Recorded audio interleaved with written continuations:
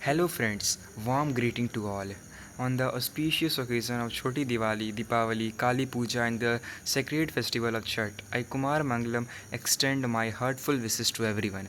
Today we are in conversation with one of the most respected and experienced advocate of the state, a man who has long connected with the masses through his insightful journalism, Mr. Roop Kumar. Together we will discuss the political landscape of Bhagalpur as Bhagalpur heads towards election schedule for November 11. The political temperature is rising even amidst of the festival season. The cool breeze of early winter has already begun to touch the city, adding a unique flavor to the charged atmosphere. So, Mr. Roop Kumar, based on our vast experience and deep understanding, please share your observation and analysis of the current political scenario in Bhagalpur.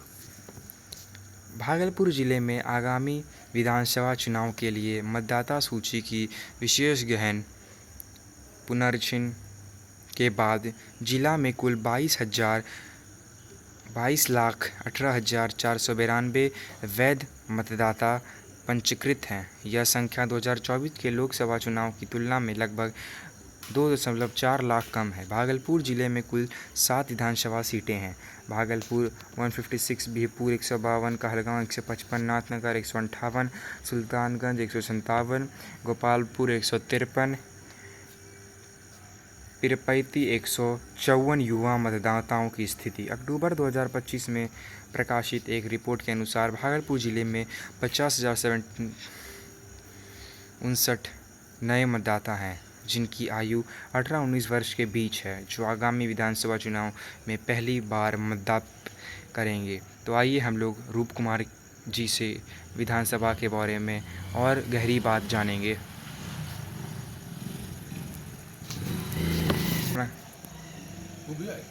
छोटा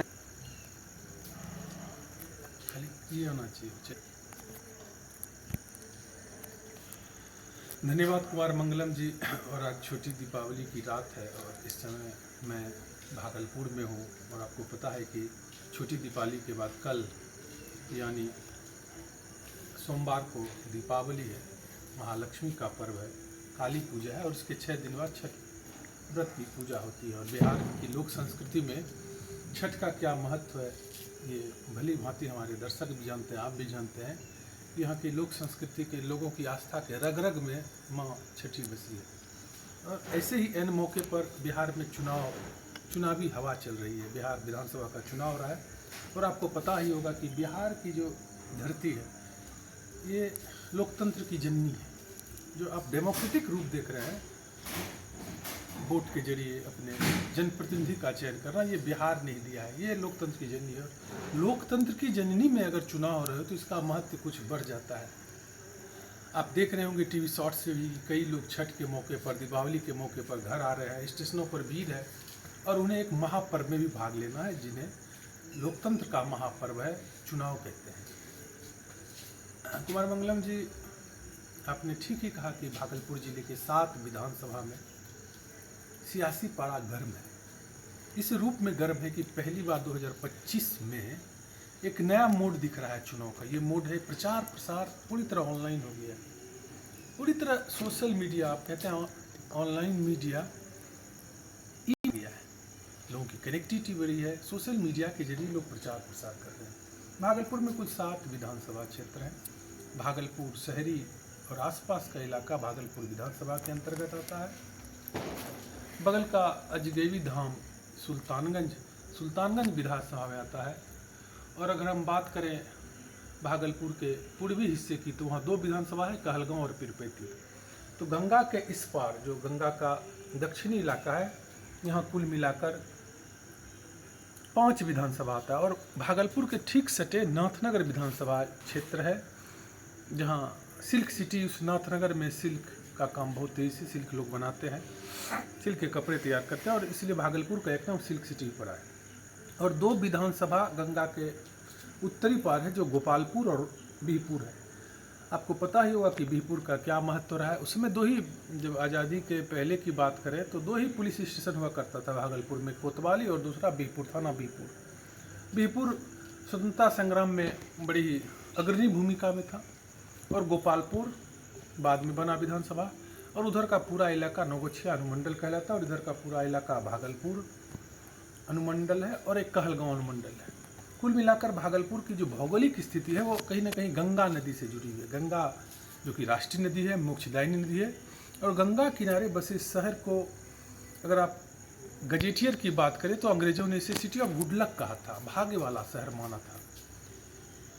भागलपुर की कतरनी, केला, लीची, आम, यहाँ की painting, कई मामलों में यहाँ की पढ़ाई लिखाई, भागलपुर अग्रणी है। भागलपुर का एक इतिहास रहा है, यंग अबंग संस्कृति का भी केंद्र है।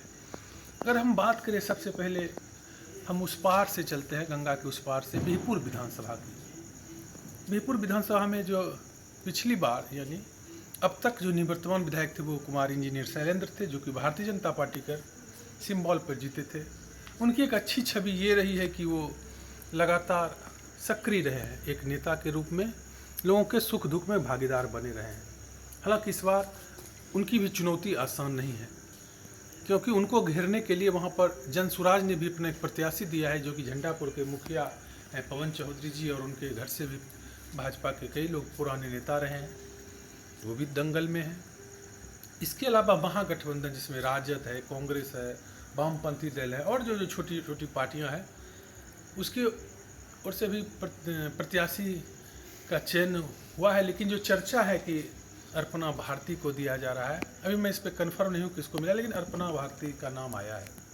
ये बिहपुर की स्थिति एक बड़ा समीकरण वहाँ बदला है कि वहाँ जो राजद के पूर्व में विधायक हुआ करते थे, बाद में उनकी पत्नी विधायक बनी, वो खुद सांसद बने, शैलेश कुमार और बुलो मंडल, वो जदयू में आ गए हैं। और एक समीकरण जो कहते हैं उस इलाके का थोड़ा बदल गया है। भौगोलिक इलाका भी बदला है गंगा नदी में कटाव के कारण, और राजनीतिक समीकरण भी बदला है। जो गोपालपुर विधानसभा है, वहाँ के जो निवर्तमान विधायक थे श्रीमान नरेंद्र कुमार नीरज, जो गोपालपुर विधानसभा है जिसके अंतर्गत नौगछिया शहरी क्षेत्र भी है, वहाँ के निवर्तमान विधायक नरेंद्र कुमार नीरज उर्फ गोपाल मंडल हैं, जो कि लंबे समय तक काफ़ी संघर्ष उन्होंने किया, ये बात सच है। और लंबे समय तक 4 बार या इससे अधिक जितनी भी संख्या वो लंबे समय तक विधायक रहे हैं। उनकी एक छवि रही है कि वो बिना लाग लपट के बोलते हैं, बेबाक बोलते हैं, ये उनके लिए इस बार के चुनाव में नुकसान रहा। उन्होंने लंबा संघर्ष किया, ये बात सच है।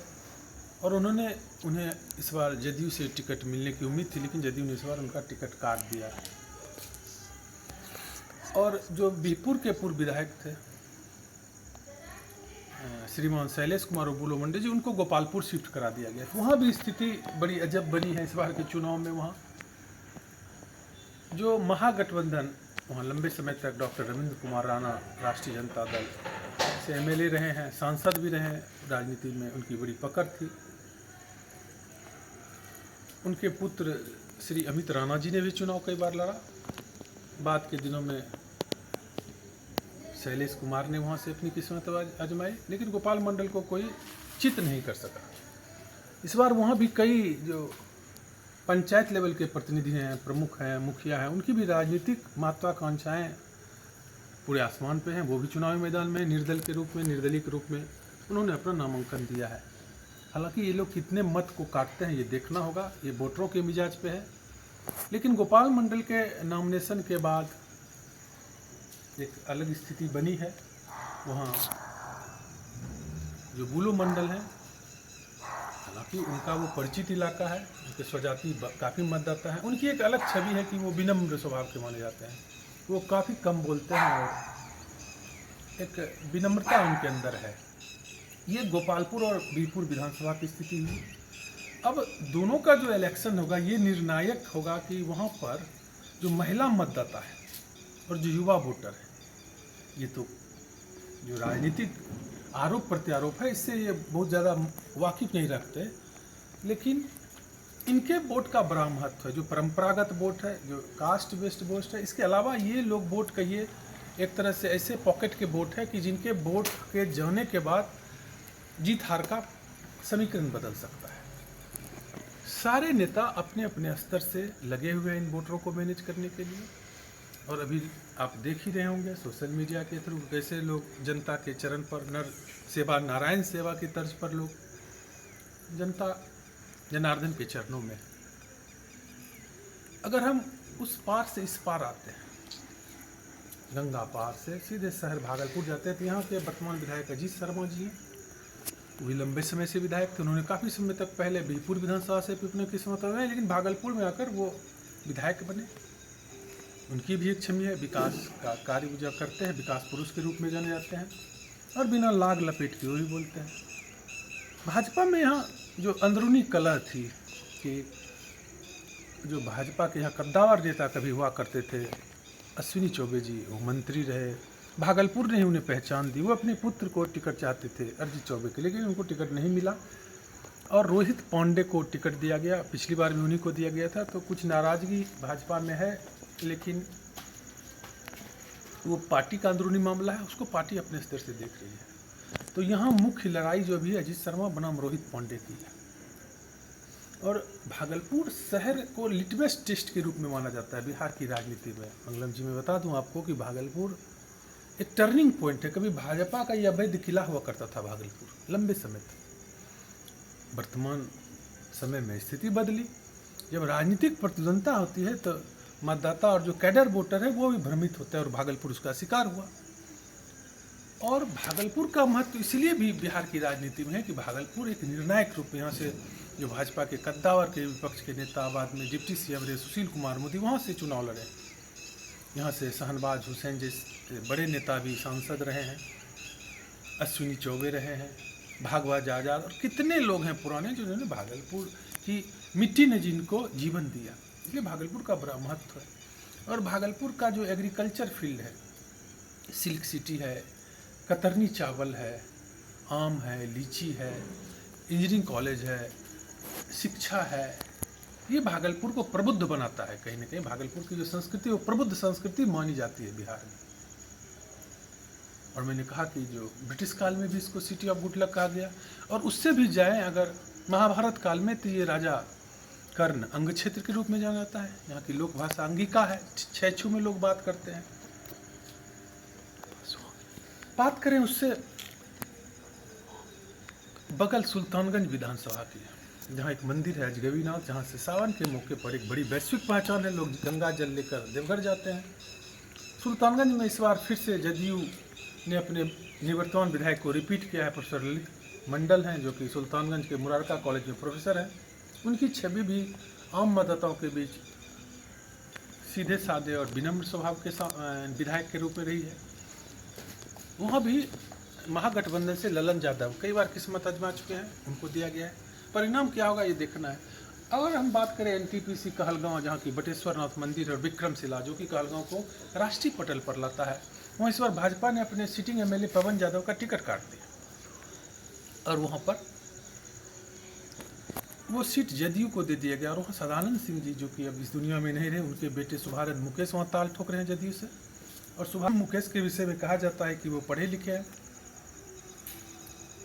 अच्छा व्यवहार रखते हैं, अच्छी बौनी भी है, विनम्र स्वभाव के हैं। बात करें पीरपैती की, वहाँ से भी जो निवर्तमान भाजपा के विधायक थे ललन पासवान, उनका भी टिकट भाजपा ने काट दिया है। और वहाँ पर मुरारी पासवान एक सामान्य कार्यकर्ता को लड़ाया है। वहाँ भी जो पूर्व मुखिया थे राजद से, जो पहले भी एमएलए रहे हैं पीरपैती के, रामविलास पासवान, उनको टिकट दिया है। वहाँ ये स्थिति है। भागलपुर की स्थिति मैंने बता दिया, कहलगांव बता दिया, नाथनगर में भी रोचक स्थिति है। कुल मिला के यहाँ के 7 विधानसभा में कहीं ना कहीं पूरा चुनाव त्रिकोणी है। वोटर इतने चतुर हो चुके हैं कि अब खुलते नहीं हैं। हम कहें तो एक तरह से ये बिहार की राजनीति में बदलाव है। जो बिहार के लोग मुखर होते हैं, कहा जाता है कि बिहार के चौक चौराहों और चाय की दुकानों से देश की राजनीति तय होती है। बिहार के लोग काफ़ी प्रबुद्ध माने जाते हैं। बिहार लोकतंत्र की विजय नहीं है, लेकिन इस बार के चुनाव में चुप्पा वोटरों का बड़ा महत्व होगा। जो बोलेंगे नहीं, लेकिन वोट ईवीएम का पीक किस पर बजाएंगे ये तय करेगा। बात यही है बिहार के विकास की, बिहार की कानून व्यवस्था की, और बिहार के युवाओं के रोजगार की और भ्रष्टाचार की। ये बात सच है। नीतीश कुमार के इस कार्यकाल में भ्रष्टाचार तेजी से बढ़ा है, अफसरों की मनमानी बढ़ी है। एक समय था जब अपराधियों की मनमानी थी, तो ये बदलाव लोग महसूस कर रहे हैं। लेकिन बिजली की स्थिति सुधरी है, सड़कों की स्थिति सुधरी है, ये भी बात सच है। और विधि व्यवस्था सुधरी है। आज लोग निकलते हैं तो देर रात्रि तक भ्रमण करते हैं, विचरण करते हैं। ये चिंता नहीं है कि हम सकुशल घर लौट पाएंगे। नहीं, ये कुल मिला के भागलपुर के 7 विधानसभाओं का ये गणित है। उठ किस करवट बदलेगा ये कहना मुश्किल है। यहाँ पर 11 नंबर को चुनाव है। 11 नंबर का चुनाव भागलपुर के ही नहीं, बिहार के कुर्सी का फैसला करेगा कि बिहार की इस सबसे लोकतंत्र की जननी की कुर्सी कौन सीएम बनेगा, ये तय होगा। देखते हैं आगे क्या क्या होता है। फिलहाल तो सब कुछ लोगों के मन में है और लोगों का मत यहाँ 11 नवंबर को पड़ेगा। 2 चरणों में बिहार का चुनाव है मंगलम जी। 6 नवंबर को पहले फेज है। ये बड़ा बदलाव है। कई चरणों में होता था चुनाव हिंसा को लेकर, लेकिन इस बार 2 चरणों में निर्वाचन आयोग ने करने का फैसला लिया है। प्रशासन मुस्तैद है, बड़ी कार्रवाई की जा रही है। जो लोग उपद्रवी हैं, जो लोग ऐसे दबंग हैं, उन पर नज़र रखी जा रही है। एक सिस्टम बदला है। बदलाव वोट में कितना बदलेगा ये आने वाला समय बताएगा। फिलहाल तो मैं यही कहूँगा कि आप भी मजा लीजिए इस महापर्व दीपावली का, काली पूजा का और मैया छठ का। फिर छठ के बाद, इन पर्वों के बाद बिहार का महापर्व शुरू होगा। हमारी एक अपील है वोटरों से, अपने वोट का प्रयोग करें। वोट आपकी ताकत है, वोट ही आपके अस्तित्व है, वोट ही आपकी पहचान है। धन्यवाद विश्वरूप। आपको परिचर्चा कैसी लगी हमें ज़रूर बताइएगा। कुमार मंगलम जी, आपने इस परिचर्चा का शानदार संचालन किया, इसके लिए आपको धन्यवाद। दर्शकों को नमस्कार, धन्यवाद। धन्यवाद।